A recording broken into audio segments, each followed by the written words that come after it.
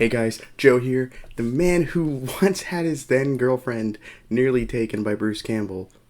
But that's a true story for another time. I'm here to talk about UFC Fight Night, Dern versus Hill, and some other stuff. Me and Carl decided on slower nights to kind of, experiment and talk more about like some news and stuff like that. We were trying to get a separate video out this week, but I was sick. That wasn't fun. So enough talk. Let's get to the fights.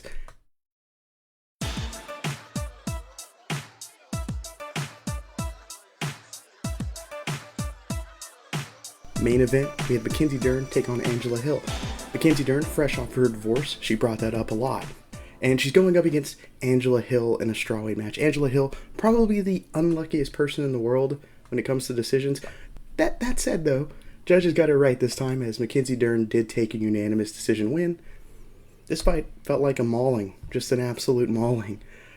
Dern came out aggressive, really sitting down on her punches and strikes, which something she did in the past. I forget what fight it was. Amanda Cooper is who it was, I believe, where she dropped her with an overhand right, got the rear naked choke. So she does have some power. She just doesn't sit on her punches. She just kind of resorts to just grappling, which is fair. She's probably the best pure jiu-jitsu fighter in the women's divisions right now. Yeah, makes sense to me. But she really kind of had a good flow when it comes to her striking. She was putting combinations together. Were they technical? Were they clean? No. But they were effective. You pressure the longer fighter. The longer fighter couldn't get the distance, couldn't maintain the distance. You pressured her and allowed her to do whatever she wanted. And she even stunned and hurt, Angela Hill a couple times. One shot did drop her clean. And it kind of created this flow in the fight.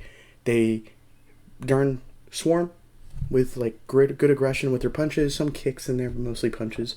A good knee in there that was really good, landed pretty clean. And then Hill would either clinch up or go for a takedown in desperation, being swarmed on. It's kind of a Hill thing. She clinches up when she's being pressured, and then they would hit the mat. Either Hill engaging, going for the ground game, or getting taken down or reversed pretty quickly. And Dern would just blast with ground and pound while looking for submissions. Really good ground and pound there. There's a picture of Angela Hill's face from all the ground and pound she took, just elbows, punches. It felt like Dern was trying to put a hole in the mat using Angela Hill's head. Kind of impressive, I gotta be honest. Good performance win from someone who desperately needed, I think, that kind of marquee win. She just lost her last fight to Yan Xiaonan. And then she called out Rose after the fight. She very respectfully called out Rose. It's kind of one of those I would love to fight you, please. Kind of nice things. I kind of like that. I don't know about that. I feel like that feels like it's a big jump up. But then again, what do you do? That division needs some help. Yandaroba has already fought and lost to Mackenzie Dern. Jessica Andrade just got KO'd. Marina Rodriguez did beat Dern a while back, so maybe you do the rematch, but she's already dropped 2 in a row, so I don't know. Carla Esparza's pregnant, and Rose is technically MIA, but I guess she could come back and make that fight. Hear me out, though. Once again, give me this job, UFC.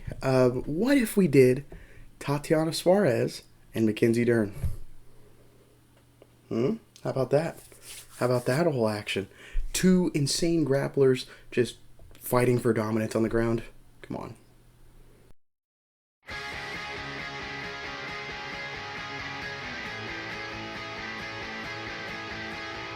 Next, we have our co-main event in a middleweight clash between the boy who once seemed like he was going to redeem Edmund in Edmund Shabazian and Anthony Fluffy Hernandez. First round, though, good mix of grappling and striking.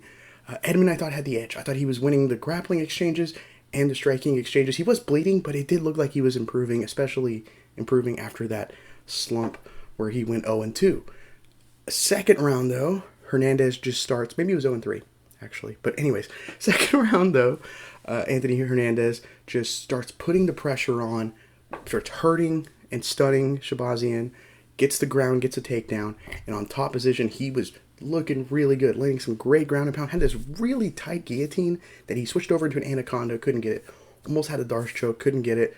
Very impressive top game from Anthony Hernandez, who was just battering Shabazian for like just harder and harder shots.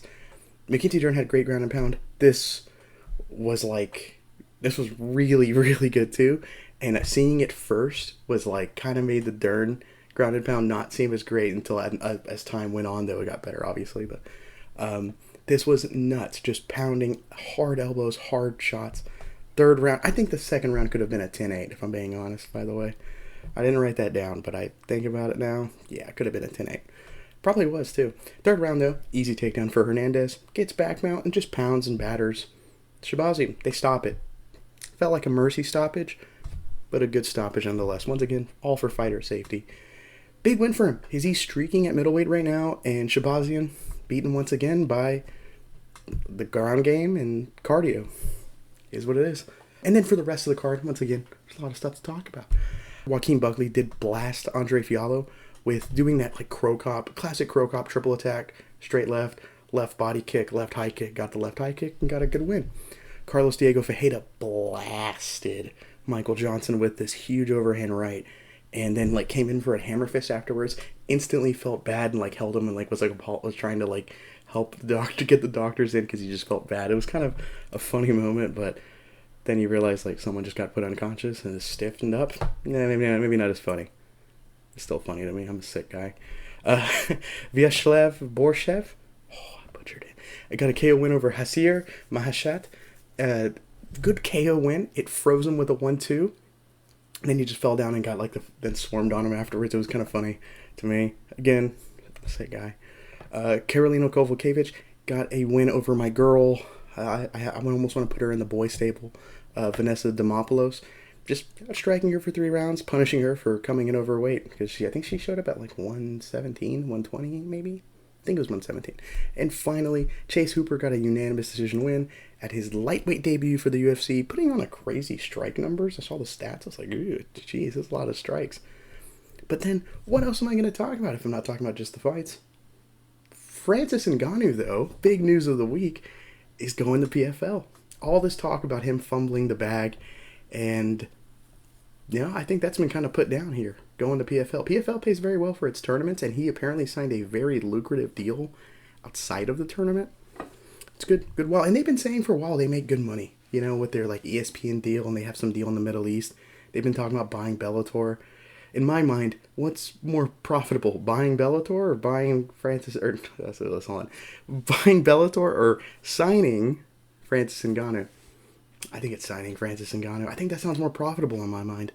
And this is huge. I think even bigger is what Francis said is apparently the details of the contract are he's going to make 7 figures for every fight, a good high number, but his opponents are going to make $2 million just to fight him, guaranteed money. That's huge. If this turns out to be true and the fighters are getting paid like that just for fighting him, this is huge for the sport. And I know the UFC, they have some fighters that desperately claim that they make great money in the UFC, like Jake Matthews a couple times and stuff. Sam Alvey said he was taken care of very good. Daniel Cormier, big company man. I don't know if that's the truth at all. It's hard to call him an outright liar because I'm not the one being paid by them, but it feels like they just don't want to make their boss Dana mad. I feel like we know the truth. We see the numbers they make. We see that they still have to have jobs sometimes, and that's not cool at all. So France is doing this for PFL. I feel like that's a good step in the right direction. I hope more fighters see that he had success doing this and attempt to make the money that these guys deserve. But of course, before I get into all that, here comes the drama of it all. John Jones says it was cheap to go after the money and then criticized him, Francis, for saying he's the baddest guy on the planet when he's on the other side of the street, so to speak. So here's my counterpoint to that. One, at least Francis isn't a known Reuter. Like, at least he's a legitimate fighter in the sense of he has not been caught for cheating multiple times. I want to add, most popped hot guy. UFC gonna do that? Okay. Also, another fun fact, here's counterpoint 2. John Jones turned down a Francis fight once because of money. You know, probably shouldn't throw those stones in that glass house, buddy. That's all I'm saying. Feels a little, I don't know. There's a phrase I want to use for it, but I won't. This is a PG show, damn it. And it's just such a weird situation, I think, for him to talk trash about that. Then, of course, Dana White said, massive mistake, because of course he did, He's still pretty salty, it seems like, at Francis for daring to be treated correctly and treated with respect and dipped out. And, I'm a fighter first guy. I wanted the fighter first. These fighters are putting their livelihood and their health on the line for us every time we watch a fight, for our entertainment. It's a sport. I think we should treat it as a sport, not this. This is a side rant. I'm trying not to get too into it, but I look at this MMA as a sport first and entertainment second. And the idea that I want the best guys fighting the best guys.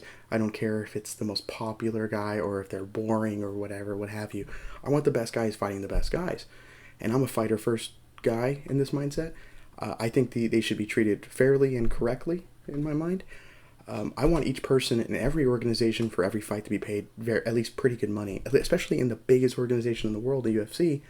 I want them paid very well. I don't think it's fair that an organization will make an insane amount of money and then pay their fighters single-digit percentages of their fees, which is true. I believe. I don't know the exact number. I didn't look it up for this. I should have for this rant, right? But I didn't. But UFC makes a crazy amount of money on all these deals, the big crypto deal. And then did fighters get any of that? No, they can make their own separate deals. It's fun. It's real fun that they did that. So it really just irks me when an organization will do that, and it sucks because they are the best organization on the planet, honestly. They are, but on the best entertainment. So it kind of puts me in that weird moral stranglehold, I will say. So big props to Francis Ngannou, though. Like, I'll be honest, I wasn't a fan of his when he was, doing the first Stipe fight for sure, and the second Stipe fight, I wasn't a fan of his. After this whole thing, going into the Gane fight, and all this stuff, I've become a mega fan. I'm all on board on this friend. You can call me a bandwagoner and all that stuff, because it's technically true, you got me. But I think in and out of the cage, I have the utmost respect for him, especially in the cage, obviously, but out of the cage, the utmost respect for him. If all this turns out to be true, and it truly helps the fighters like I think it will, a genuine, amazing person that should be lauded and applauded and respected, I stand with Francis. Don't make that a hashtag. Finally, though, I want to talk about and give a tribute to Jim Brown. He was the former NFL fullback, I believe. I believe he was a fullback, not a halfback, but a running back for the Cleveland Browns, where he did, he's an NFL champion. It wasn't a Super Bowl because it was in the 50s. 60s was the Super Bowl.